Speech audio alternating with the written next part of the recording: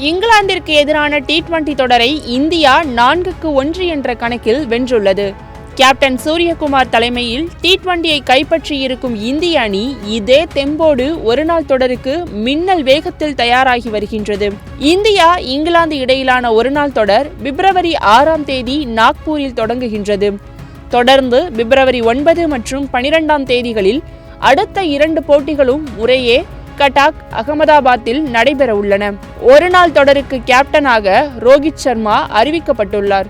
Shubman Gill, Virat Kohli, Shreyas Iyer, KL ராகுல், Hardik Pandya, Axar Patel, Washington Sundar, Kuldeep Yadav, Harshit Rana, Bumrah, Mohammed Shami, Hardeep Singh, யாஷ்வி Jaiswal, Rishabh Pant, Ravindra Jadeja என மொத்தம் 16 வீரர்கள் பட்டியலில் இடம் பிடித்திருக்கின்றனர்.